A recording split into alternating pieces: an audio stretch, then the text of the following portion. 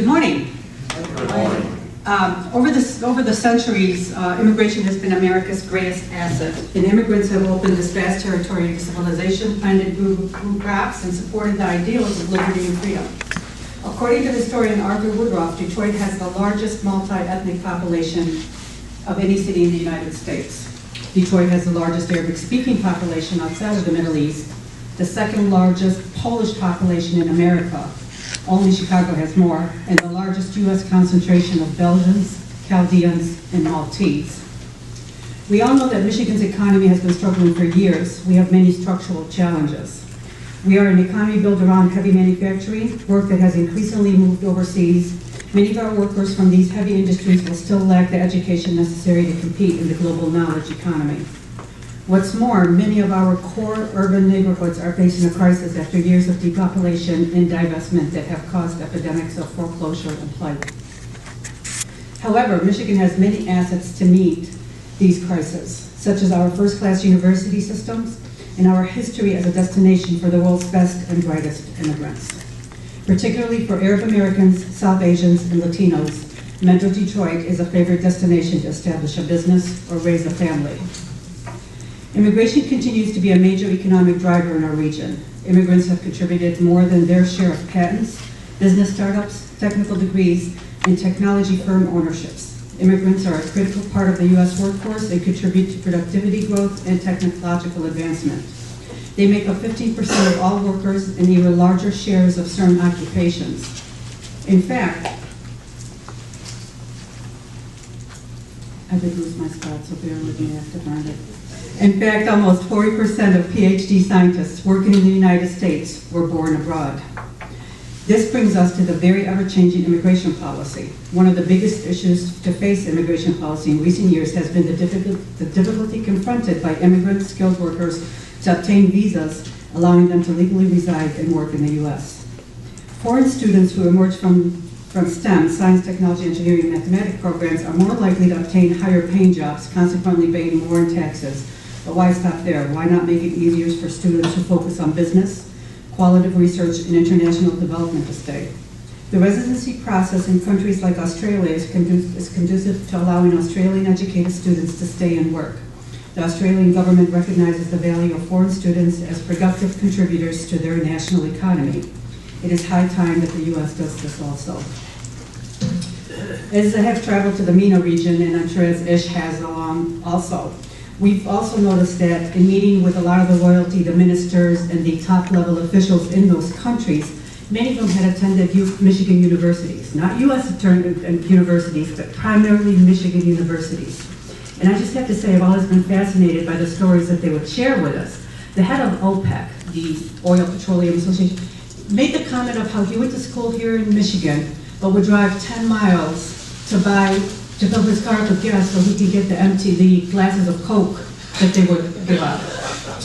And they still all had such a strong attachment to their universities and to the people that they also wanted to kind of give back, just didn't know how and didn't know what to do. But with having all those strong connections, I think that we need to do a better job of utilizing those and being able to work with those. Another gentleman, and this is my favorite one, as he came back to visit and wanted to go to his, he wanted to go back to Michigan State University. In the car, he says, I love coming back here just to go visit my university because it rejuvenates me. So I'm not sure at Michigan State what it was, but he still had that memory. He's also now doing a lot of projects. He's from Iraq, and he's doing a lot of projects with Michigan State University.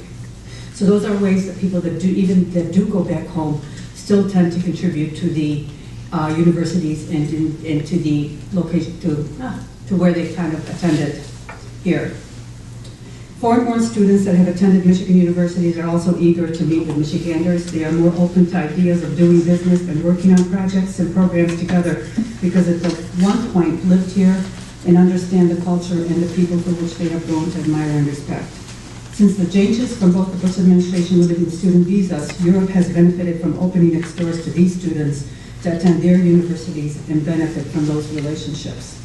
Governor Rick Snyder said he wants to encourage foreign students to stay in the state, and once they have completed their education at state colleges, and he wants to find ways to connect foreign students to Michigan business so student visas become more visas more easily. This cannot be done at the state level alone. The federal government also needs to take a careful look at current policies and also put in place policies that will help in making all this happen. Through business and social networks, expatriates increase the diffusion of information and reduce the cost of doing business with their mother country.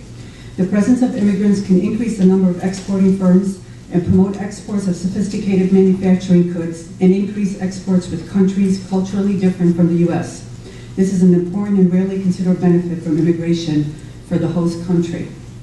Studies have shown that doubling the number of immigrants from a certain country in a region leads to an increase of the export value from the destination country to the country of immigrant's origin by around 10%. Immigrants bring more than their skills. Immigrants bring knowledge and the connections along with the markets, the populations and the economies of their mother countries.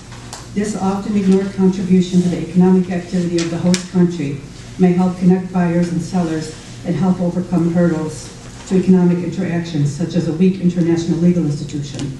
Let's not forget the financial impact of attracting more foreign investment in the U.S. to help support the economy. I have to say that I just attended the diaspora. I'm going to pull my fingers on the spot. I attended the diaspora conference in Washington, D.C. a few weeks ago, and I was kind of a little bit disappointed because the whole conference kind of focused more on what the diaspora can do to help rebuild their own countries, which I felt is that we can also at the same time help our own economy in addition to help our countries by promoting more of the exporting more and more things and taking that knowledge over there. These are key factors in promoting trade and international business. More than 40% of the 2010 Fortune 500 companies were founded by immigrants or their children, according to Time. And in turn, these companies employ more than 3.6 million people nationally and generate more than 4.2 trillion in revenue annually, which create jobs for Americans and fuels our economy. It's time that Michigan, the United States, recognize the positive contributions of immigrants and put forth policies and support to assist our economy in becoming more globally competitive. And I'm just kind of repeating everything that you've said, but thank you very much.